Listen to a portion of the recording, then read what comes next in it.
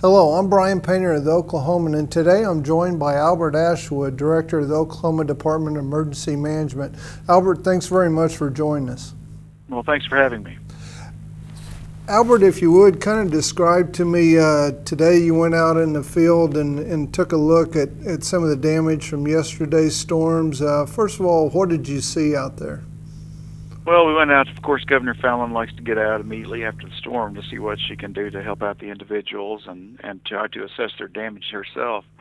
We went out to Bridge Creek today. We saw a lot of homes that had major damage, some that were actually destroyed.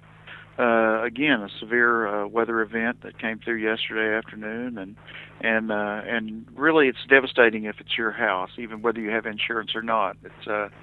It's quite a toll to try to start over. Especially when you put so much into something like that. What are kind of the steps that are taken from this point? Well, we want to make sure that they get all the assistance that the individuals do out there that we can possibly provide from the state or even the federal government. So what we're doing today is making sure that individuals know that they need immediate assistance like shelter or food or clothing or anything like that, that they can go to the voluntary agencies, the Red Cross, Salvation Army, other faith-based organizations.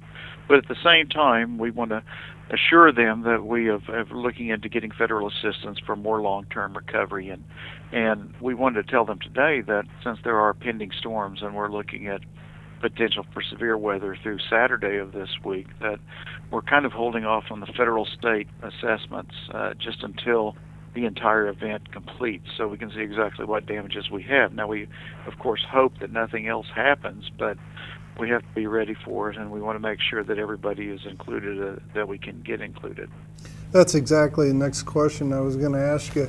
You know, a few years ago we kind of went through that situation, as you well know, with May 19th and then the 20th, and then got maybe a day or two break, and then went toward the storms that came through El Reno, and also just kind of day after day. Like you say, that's something you're already keeping in mind, is what could lie ahead.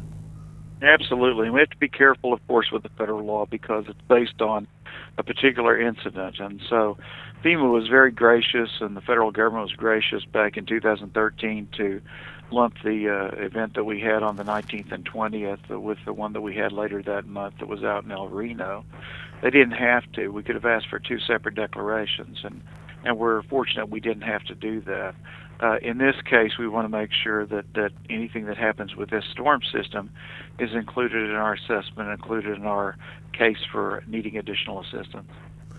You know, something that you and I have talked about before, you mentioned federal assistance, and as we've talked, Oklahoma ranks third, I believe, in declarations, federal declarations, and even with that many disasters and that many times that you responded, every case takes on its own, you know, personal essence, and you know, everyone's a different story. Is that correct?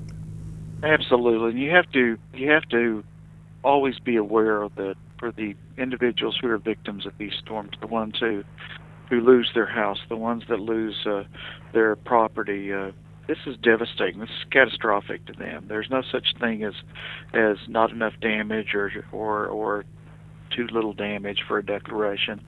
The fact of the matter is we get declarations based on the amount of assistance that's needed, not the amount of damage that is done. So that's a very key point that people don't realize. If you have 100 homes that all have insurance, then the federal government would probably say they don't need any assistance because insurance is taking care of it, which is the first hurdle. But if you have 100 homes and 50 to 60 of them don't have any insurance, then there's a real need for assistance there.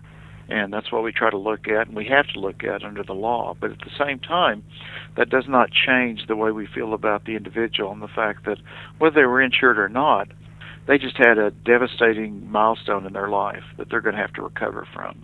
And it's more than just the fiscal recovery, the monetary recovery.